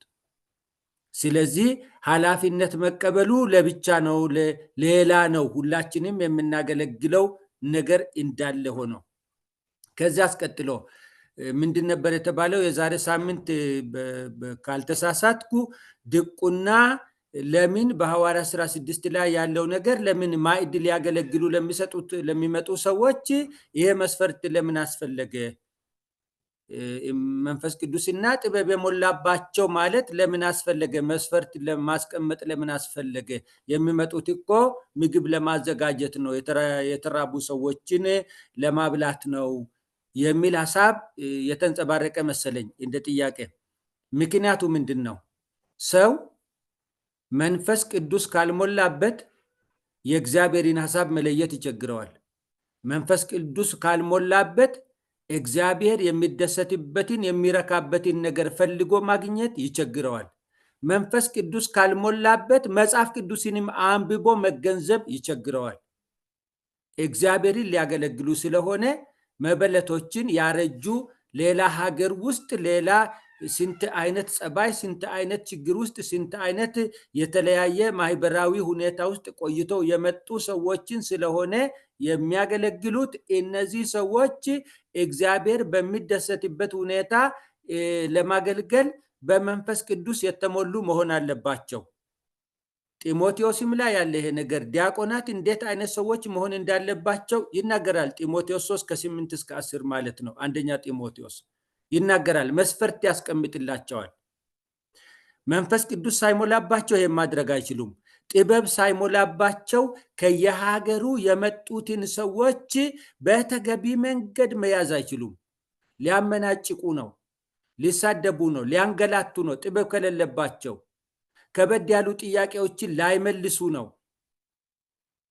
ጥበብ ካልሞላባቸው፣ ጥበበኞች ካልሆኑ፣ እንዴት እንደሚያደርጉ እንዴት እንደሚሰሩ ካላወቁ። ጥበበኞች ከሆኑ ግን ከተመጋቢነትም ከተረጂነትም ሊያወጡ ይችላሉ ሰዎቹን። ጥበበኞች ከሆኑ እንዴት አድርጎ ሰርተው ራሳቸውን ማብላት፣ ራሳቸውን መርዳት፣ ማገዝ እንደሚችሉም ሊነግሯቸው ይችላሉ።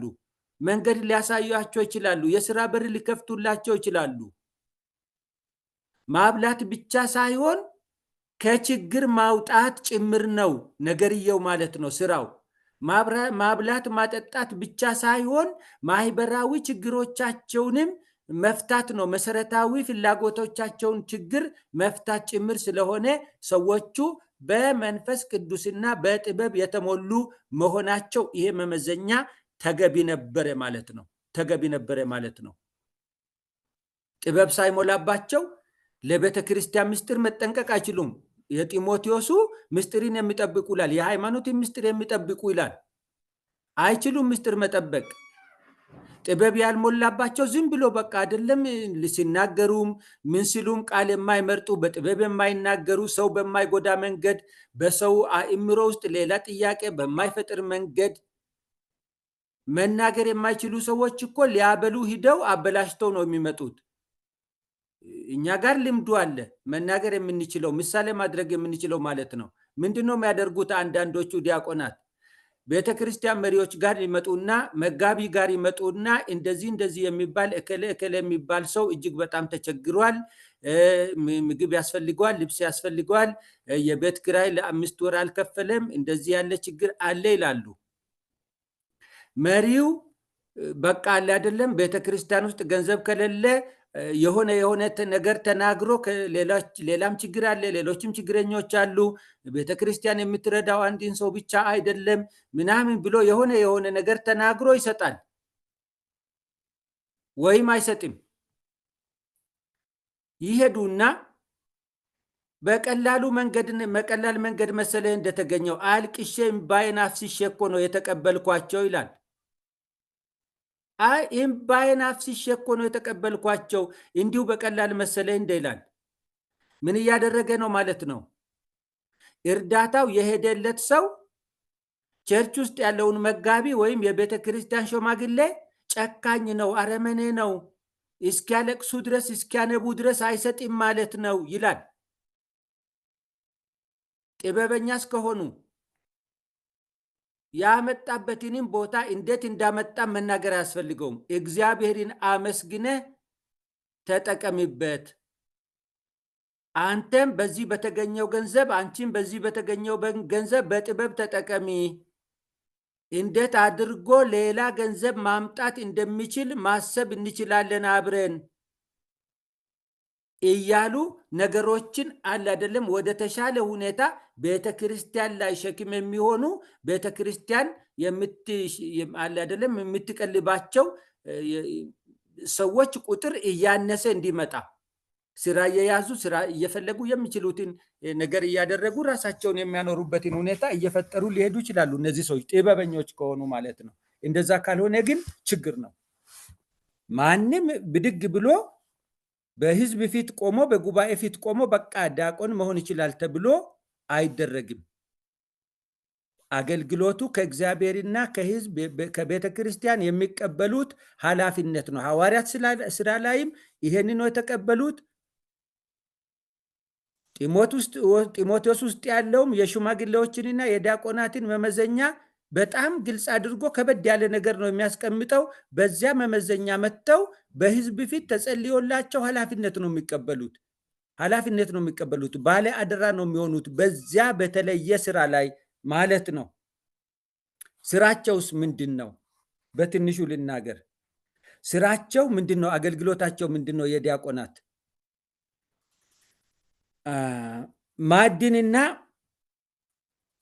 የአማኞችን መሰረታዊ ፍጆታ ችግር ልብስም መጠለያም ጭምር ማለት ነው የሚፈታበትን ሁኔታ ማመቻቸት ነው፣ ማፈላለግ ነው። አብልቶ መሄድ አይደለም። ይሄው ቁርሳችሁ፣ ይሄው ምሳችሁ፣ ይሄው ብሎ ምግብ ሰጥቶ መሄድ አይደለም። ሁኔታዎችን ማመቻቸት ነው። ስራቸው ምንድን ነው? እርዳታ ከሚያስፈልጋቸው ውስጥ ቤተክርስቲያን በዚህ ዓመት 100 ሰዎችን መርዳት የማትችል ከሆነ እርዳታ ከሚፈልጉ 100 ሰዎች በጣም ክሮኒክ የሆነ ችግር ያለባቸውን እያጠለሉ ማምጣት ነው፣ ማቅረብ ነው። እና እንደዚህ ባሉ ጉዳዮች ላይ ያገለግላሉ ማለት ነው። መመገብ ብቻ ሳይሆን ምግባቸውን እንዴት እንደሚያገኙ ማማከርም አለ። እንዴት ምግባቸውን ማግኘት ይችላሉ? የሚችሉትን ነገር አድርገው፣ የሚችሉትን ነገር ሰርተው፣ የአቅማቸውን ሰርተው ራሳቸውን መደጎም እንዴት ይችላሉ የሚለውንም ማሳየት ነው። እና ስራ ለሚፈልጉ መስራት ለሚችሉ ስራ ማፈላለግ ጭምር ነው እንጂ አለ አይደለም የበሰለን ነገር ይዞ ሄዶ መስጠት፣ እያበሰሉ መስጠት ብለን ካሰብን ነገሩ ትንሽዬ ነው የሚሆነው ማለት ነው። ያንስብናል። ለዚህ ነው ዲያቆናት ጠበቅ ያለ እንትን የሚያስፈልጋቸው። ይቸግራቸዋል አንዳንዶቹ እውነት ለመናገር። ለምሳሌ ዘንድሮ አሁን በዚህ ዓመት የያዝነው እኔ አጥቢያ ላይ የያዝነው እቅድ ውስጥ አንድ ነገር ምንድን ነው? በዓመት ብዙ ጊዜ የምንረዳቸውን ሊሰሩ የሚችሉትን ሰዎች በዓመት ውስጥ ለ2 ሰው ለ3 ሰው የሆነ የሚሰሩበት ነገር አድርገን ስራ እያስጀመርን ብንሄድ የሚል ሀሳብ ይዤ ቀረብኩ። ወደ ሽማግሌዎችም የዲያቆኖችም ሰዎች አሉ። ስንቀርብ እንዴት ነው የምናደርገው? አሁን ለሰዎች ብር መስጠት ስንጀምር፣ በዚህ እንደዚህ አድርጉ ማለት ስንጀምር፣ ሌላም ብር የሚፈልግ ሌላም ቤተክርስቲያን ስራ ታስጀምረኝ የሚል እየበዛ ሊሄድ ይችላል አሉ። አይ እኛ ወዲያው በቃ ወስዶ እስከ ወዲያኛው የሚወስደው ብር አንሰጥም። ወይ 10-15 ቄብ ዶሮዎችን ገዝተን እንሰጣለን፣ ወይ 2 በጎችን ገዝተን እንሰጣለን። በጎቹ ልጅ ሲወልዱ ግልገሎቹ የነሱ የሆኑና እናቶቹን በጎች ተቀብለን ለሌላ ሰው እንሰጣለን። ብር ከሆነ የሰጠነው ከ6 ወር በኋላ ይሄን ብር ተቀብለን ለሌላ ሰው ስለምንሰጥ የሰጠናችሁን ብር ሰርታችሁበት ተኩ እንላቸዋለን። በዚህ መንገድ ብንሄድ በ2-3 ዓመት ውስጥ ከቤተ ክርስቲያን ላይ ብዙ ሸክም ማቅለል እንችላለን ተባብለን ተማምነንበት በኋላ ከብዙ እንትን ክርክር በኋላ ተማምነንበት እንደ እቅድ ተይዟል። አሁን ይሄን ማን ነው እንግዲህ በዋናነት በኃላፊነት እየያዘ ወደፊት የሚያስከደው? ዲያቆናት ናቸው። ይሄን ለማድረግ ደግሞ እውነትም በመንፈስ ቅዱስ የተሞሉና በጥበብ የተሞሉ መሆን አለባቸው። በእምነት የተሞሉ መሆን አለባቸው። ሰዎችን ተስፋ እንዳይቆርጡ ጨክነው ወደፊት እንደሚሄዱ ለውጥን ተስፋ አድርገው እንዲንቀሳቀሱ የማድረግ በእግዚአብሔር ቃል የማደፋፈር የማነሳሳት አቅም ያስፈልጋቸዋል ማለት ነው። እና የዲያቆናት ጉዳይ ይሄንን ይመስላል። ብዙ ዘኔያሁ መጨረሻ ላይ ያነሳቸው ብዙ ነገሮች አሉ። እነዛን ሁሉ አሁን ማለት አንችልም። ግን ሁሉም ሰው አስመረትም እንዳለችው ወንድሜ አድማሱም ሲናገር እንደነበረው ሁሉም ሰው ግን የርህራሄ መንፈስ ሊኖረው ይገባል።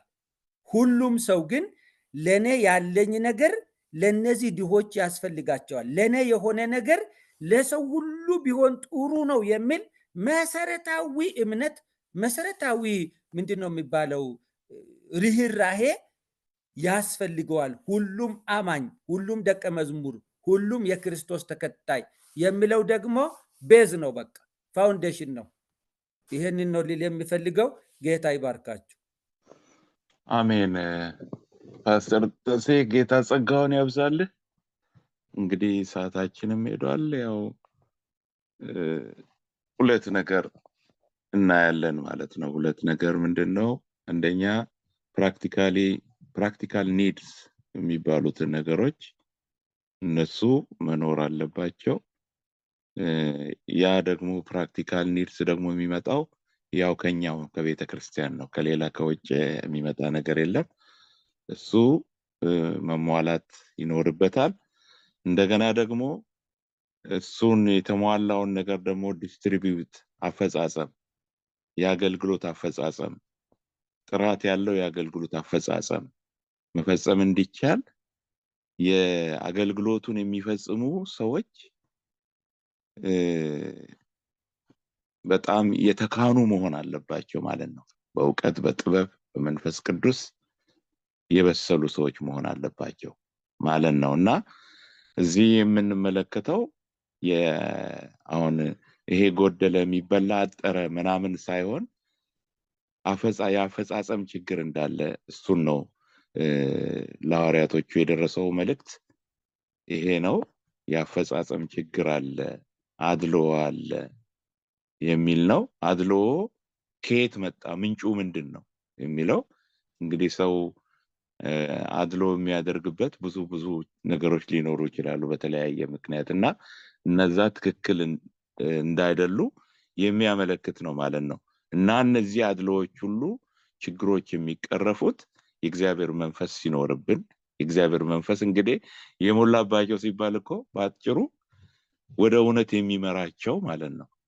ወደ እውነት የሚመራቸው ከሆነ የእግዚአብሔር መንፈስ ወደ አድሎ አይመራም፣ አድሎ አይልም። ስለዚህ ይሄ በጣም ወሳኝ ነው ማለት ነው። ጥበብ ደግሞ ያው የአሰራርን ጉዳይ ነው፣ እንዴት አድርገው መስራት እንዳለባቸው የሚያመለክት ነው። ሌላውን ጠቅመው ሌላውን ሳይጎዱ በእኩል ሁኔታ ማገልገል የሚችሉበትን መንገድ የሚፈጥር ነው ማለት ነው። ስለዚህ ወሳኝ ነው። ወደዚህም እንግዲህ ሐዋርያው ጳውሎስ እነዚህ ነገሮች ሲከናወኑ እሱ ወደ ጌታንም አልተቀበለም የዛን ጊዜ በዚህን ሰዓት እና ይመስለኛል እና እሱ ደግሞ ጠበቅ አድርጎ እንዴት እንደጻፈው እንመለከታለን ማለት ነው። እንደውም የሆነ መንፈስ ቅዱስ የሞላባቸው ጸጋ ያለባቸው ምናምን በሚለው ብቻ ሳይሆን እንደውም ይፈተኑ ሁሉ ነው ያለው። ይፈተኑ፣ ይሄ በዚህ አገልግሎት የሚያገለግሉ ይፈተኑ ብሏል ማለት ነው። የህይወት ጥራትን ይጠይቃል ማለት ነው እንዲህ አይነት አገልግሎት እና እግዚአብሔር ይመስገን ስለነበረን ጊዜ በጣም ጥሩ። ዘኖ ይቅርታ አድርግልኝ፣ አንድ ኤግዛምፕል ልስጣና ልዝጋው። የዛሬ 3 ሳምንት እኛ ቸርች ጋር 3 ሰዎች መድረክ ላይ ወጥተው ተንበርክከው ተጸለየላቸው። እነዚህ 3 ሰዎች ምንድነው ያሉት? እኛ የሰው የመርዳት እንትን አለን፣ በቃ ዳስ የኛ አገልግሎታችን የምንፈልገው ብለው ሳምራዊ የሚል ስም ሰጡት የነሱን። እና እሱ ምንድነው የሚያደርጉት?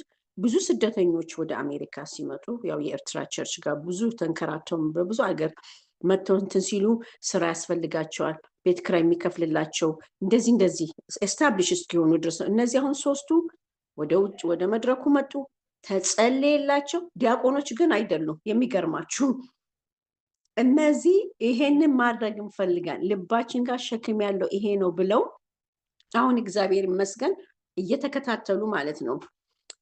እና ቤት ኪራይ ለተቸገሩ ወደ ምእመኑ ነው የሚያመጡት። ወደ ምእመኑ ያመጣሉ። ልቡ የዘለለ ሰው ይልና ይሄን ወር ዘጋሉ የሚላለ ስራ ደግሞ በጣም በቢዝነስ ፊልድ ውስጥ ያሉት ደግሞ እነሱ ደግሞ እኔ ደግሞ እንደዚህ አድርጌ ስራ አገኘታለሁ። የኢሚግሬሽን የሚያውቅ ደግሞ እኔ ደግሞ እንደዚህ የኢሚግሬሽን እያሉ አሁን ኦልሞስት ስንት አደረገ። እነዚህ ሰዎች ያው የጸጋ ምልክት ነው ማለት ነው። እንደዚህ አይነት ሲኖራት ቤተክርስቲያን እንደዚህ አይነት ሲኖራት በመካከላቸው የተቸገረ አይኖርም ለማለት ብዬ ነው። ስለዚህ ይሄንን እንትን ላደርግ ብዬ ነው። ፓስተር ተሰማ ለተናገረው ያደረጉት ነገር አውትካሙ ጥሩ ይሆናል። ሌላው ደግሞ ማለት የምፈልገው ቅድም ፓስተር ተሰማ ሲናገር ቸርቻቸው ውስጥ ለምሳሌ ያህል ካምፓኒ ያላቸው የሚያውቁ ፋብሪካ ሰው አንዳንድ ጊዜ እንዴት አድርጎ ስራ እንደሚገባም አያውቅም። እንደዚህ አድርገው ደግሞ ቢጨማምሩ እነሱ እዛ ያሏቸውን ኮንግሪጌሽኑን ማን ጋ ማን ይሰራል፣ ማን ምን ጋ ይሰራል፣ ስራ ኦፖርቹኒቲ ያለበት ቦታ እዛ ቢጠይቁም እንደዚህ ነገሮች ቢያደርጉ ቤተክርስቲያን አይዱ ብሊቭ በመካከሏ ብዙ የተቸገሩ አይኖሩም። ኦፍኮርስ ለዘላለም ሰው ዝም ብለህ ሰው አታበላው። ምንድን ነው የሚሉት? ኢንስቴድ ኦፍ ጊቪንግ ደ ፊሽ ቲች ሂም ሃው ቱ ፊሽ ነው አይደለም? አንድ አሳ ታበላውና ሆዱ ከጠገበ በኋላ አሁን እንዴት አድርገህ ደግሞ እንደምታጠምድ ደግሞ አሳይሃለሁ ብለው እንጂ ዲፔንደንት ሆኖም እሱም ስንፍና ስለሆነ ስንፍና ፖቨርቲ። እዚህ ላይ ግን የሚናገረው ስለ መበለቶች ስለ እነዛ ምንም ነገር ለማድረግ የማይችሉ ልጆች ያሏቸው አጌስ ቅድም መበለቶች ስትል ዊዶውስ ናቸው አይደል? ባሎቻቸው የሞቱባቸው ናቸው መሰለኝ መበለቶች የሚባሉት አይደለም? ዘኑ እነሱ ሀዝባንዶች የሞቱባቸው አይደል? ኦኬ። ስለዚህ እነዚህ አሁን ኢፍ ዘ ሀዝባንድ ዋዝ አ ፕሮቫይደር ኤንድ ሺ ዋዝ አ ስቴይ ሆም ማም ከነበረች አሁን እሷ ግራ ልትጋባ ነው ማለት። ስለዚህ ልጆቹ ሊራቡ አይደሉም። አምሹ ልጆች ይኖራታል ከዚ ሀር ሀዝባንድ ኢዝ ዴድ ዋትኤቨር ኤጅ እዚህ ጋር ስለማይናገር ነው። እና እሱን ደግሞ ማይንድፉል መሆኑ ጥሩ ነው ብዬ ነው። ጌታ ይባርካችሁ።